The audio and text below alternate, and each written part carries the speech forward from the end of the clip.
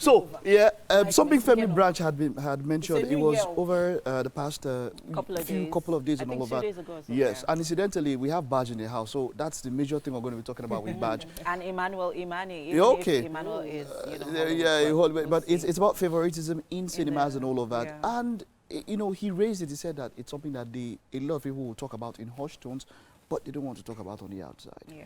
That you go to a cinema and then staff of the cinema they would change times that were allocated for some particular movies because maybe they favor somebody or they feel like this particular movie is doing better and all of that. And he said it's impeding the whole industry. And I tend to agree with him. It's impeding everybody should have a level ground, a level playing field where you can, because for a cinema, they should be looking at how the whole industry, but it seems like, there are some people that we like, there's some people that we don't like, and so, or there's some people that will do better, and then would ensure that people go to watch these ones and all of that. And he complained, and then people started, buttressing the point and saying that, okay, yes, this happened to me. Paris said I spent 200 million on the film, I got 53 million and all of that. And I think that's something. And he said he got only 8 million out of that 53 million, which was. so I have to think about the cinema in the industry itself, the distribution industry right now. They have to make money. If, for instance, they are aware a particular producer is going to bring more feet into the cinema halls, fill up more seats, you can't blame the distribution companies, the cinemas, for wanting to put those movies in better timelines. Yeah. If, for instance, they've noted that, okay, maybe the producer hasn't done much marketing around a particular movie, they're going to think of their business first.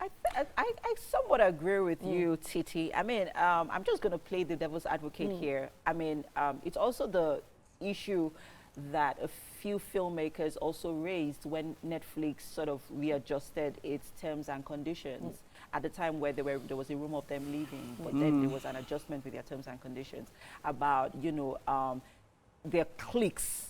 Their cliques in the cinema industry, their cliques, when it comes to streaming, people getting favoritism, because it still borders on favoritism.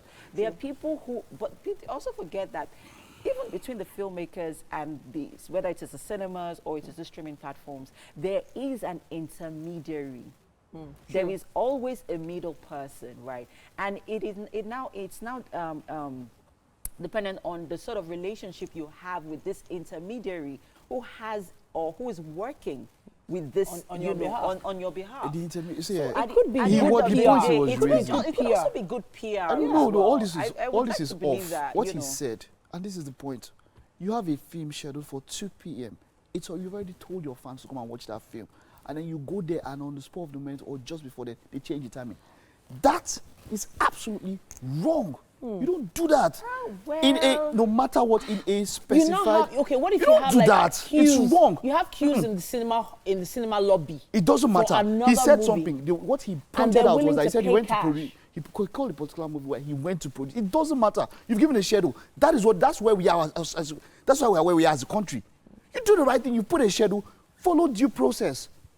Don't go breaking this, and that's what we are. Then you come and say favor, grace. You break protocols are broken for my sake. Meanwhile, I agree with that. But meanwhile, it's corruption and bribery. Grace. My point is that. I was talking to Titi. I was talking about something else and all that. I know what I'm saying. My point is that I'm saying that, as if you want to move better, then let us follow due process. If it's meant to be a time, that is what it's meant to be. You don't do that. When we go outside, you find out that people tell you that when they come in here, it's like they put on a garb that this is Nigeria, this is Africa. They don't go out there, they don't act anyhow. I agree with you. And so when you come here, you keep a schedule, keep to it. I'm hoping. And that's why you go somewhere, and you're staying on the line, and then somebody comes from behind because they know one person there, and they step above you. Yeah. If you were the one, you'd be happy and great. But if you're the one that was there waiting, and then somebody came above you, how would you feel?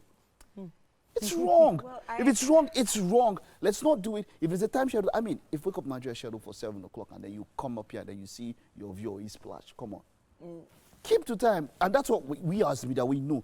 Times are sacrosanct. So it's annoying that he said that they went for their movie that was scheduled by a time their fans were there to see it. and then they go there, then it was changed. Come on now.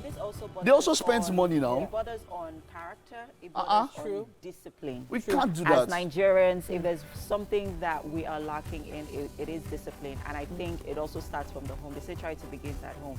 We should begin to instill this discipline and, values, building strong values. I think that's it. Yes. From the family. Exactly. Because that way, if we're able to instill this discipline and what we want to see in our children, then they grow up to be what? Yeah. Better humans. And they are not and what? Of course, 2025 is the Jumping best keys. time to start. Even if you haven't started making some adjustments, there are little things you can do here and there. At this point, we have to take a quick break, yes? All right, we'll be back. There's quite a bit more coming on the show.